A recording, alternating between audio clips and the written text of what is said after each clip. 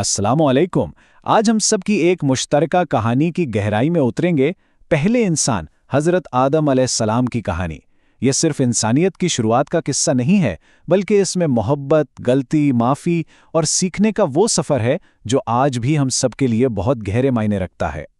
तो सबसे पहला और बुनियादी सवाल जो अक्सर जहन में आता है वो ये है कि आखिर इस दुनिया में सबसे पहला इंसान कौन था और कैसे वजूद में आया।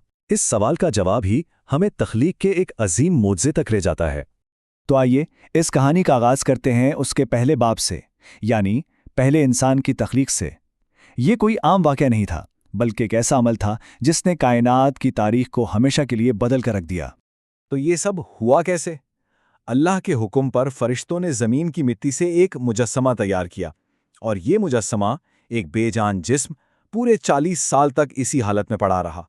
फिर वो लम्हा आया जब अल्लाह ने उसमें अपनी रूह फूंकी, और ज़िंदगी की जो पहली अलामत ज़ाहिर हुई वो थी एक छींक, और बस इसी एक छींक से इंसानियत का सफ़र शुरू हो गया। आदम की तख्लीक के फ़ौरन बाद एक ऐसा हुक्म आया जिसने सब कुछ बदल दिया।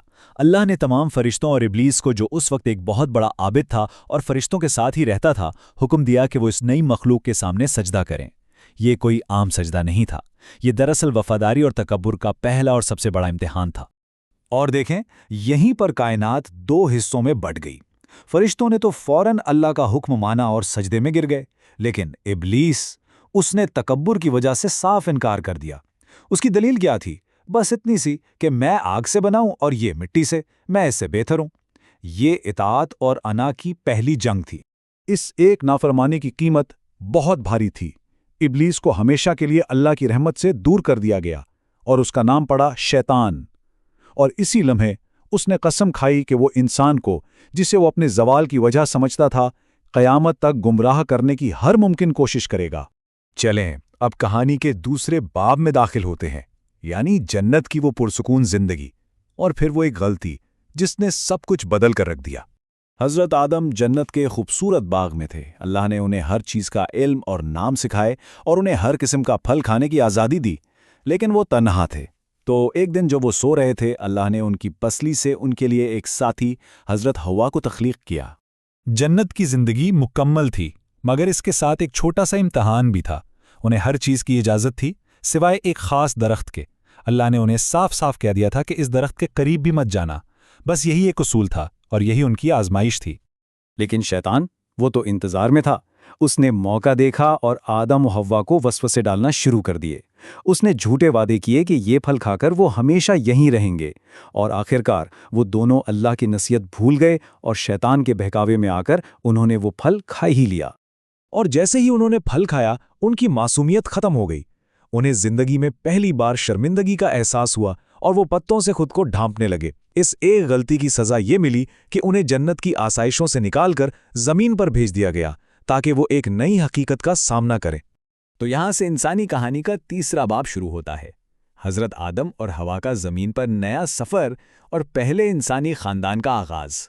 ज़मीन की ज़िंदगी जन्नत से बिल्कुल अलग थी। अब हर चीज़ के लिए मेहनत करनी पड़ती थी। सर छुपाने के लिए घर बनाना, पेट भरने के लिए खाना तलाश करना। जन्नत की आरामदेह ज़िंदगी अब एक याद बनकर रह गई थी। इन मुश्किलात के बावजूद ज़िंदगी आगे बढ़ी और उनका ख़ानदान बढ़ने लगा। हज़रत हव्वा ने जुड़वां बच्चों को जन्म दिया, पहले काबिल और उसकी बहन, और फिर हाबील और उसकी बहन। ये ज़मीन पर पैदा होने वाली इंसानियत की पहली नस्ल थी, मगर अफसोस, इनके साथ ही इंसानी तारीख का पहला अलमिया भी जुड़ा था। और अब हम इस कहानी के सबसे अलमनाक हिस्से की तरफ बढ़ रहे हैं। ये दो भाइयों हाबील और काबिल की कहानी है, जिसमें हसद, कुर्बानी और ज़मीन पर होने वाले पहले कत्ल का वाक़या पेश आया। हुआ ये कि जब दोनों भाई बड़े हुए तो अल्लाह ने उनकी नीयतों को आजमाने के लिए उन्हें कुर्बानी पेश करने का हुक्म दिया। हाबील जो चरवाहा था, उसने मोहब्बत और खुलूस से अपने रेवड़ का सबसे बेहतरीन जानवर पेश किया। दूसरी तरफ काबिल जो किसान था, उसने बेदिली से अपनी खराब फसल में से कुछ हिस्सा पेश कर दिया। नतीजा वही निकला जो नियतों का था। हाबील की कुर्बानी कबूल हो गई। काबिल को ये बात बर्दाश्त नहीं हुई और उसका दिल हसद की आग से जलने लगा। उसने अपने भाई से शिकायत की, जिस पर हाबील ने बड़े सुकून से वो सच्चाई बयान की जो आज भी कायम है। अल्लाह तो सिर्फ उनसे कबूल करते हैं जिनके दिलों में उसका खौफ होता है। हाबील के सच्चे और पुरसुकून जवाब ने काबिल के गुस्से को और भड़का दिया। وہ حسد میں اتنا اندھا ہو گیا کہ اس نے ایک پتھر اٹھایا اور اپنے ہی بھائی پر حملہ کر دیا۔ حالانکہ حابیل جسمانی طور پر زیادہ طاقتور تھا، لیکن اس نے اللہ کے خوف کی وجہ سے ہاتھ نہیں اٹھایا۔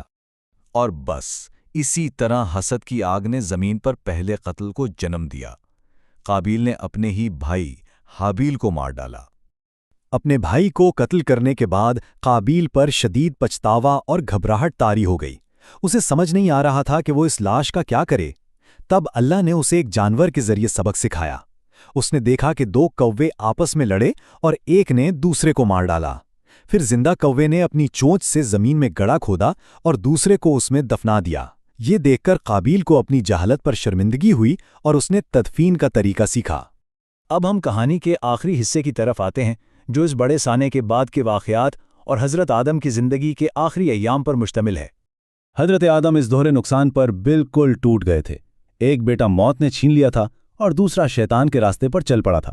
اسی گہرے غم کے ساتھ انہوں نے اپنی باقی اولاد کو جمع کیا اور اپنی پوری زندگی کا نچوڑ ایک نصیحت میں بیان کیا: ہمیشہ شیطان کے دھوکے سے بچنا اور صرف اللہ کے بتائے ہوئے راستے پر چلنا۔ اپنی ایک طویل زندگی گزارنے کے بعد جب حضرت آدم کا آخری وقت قریب آیا تو انہوں نے اپنی نبوت کی میراث اپنے سب سے نیک بیٹے حضرت شیت علیہ السلام کو سونپ دی، اور اس طرح انسانیت کے باپ نے ایک پرسکون موت کے ساتھ اس دنیا سے کوچ کیا۔ تو ہزاروں سال گزر جانے کے بعد بھی یہ کہانی آج ہمارے لیے کیا معنی رکھتی ہے؟ یہ ہمیں سکھاتی ہے کہ انسان سے غلطی ہو سکتی ہے، لیکن توبہ اور معافی کا دروازہ ہمیشہ کھلا رہتا ہے۔ یہ ہمیں تکبر اور حسد کے خطرناک انجام سے خبردار کرتی ہے، اور سب سے بڑھ کر یہ ہمیں خاندان کی اہمیت اور اچھائی اور برائی کی اس جنگ کا سبق دیتی ہے جو آج بھی جاری ہے۔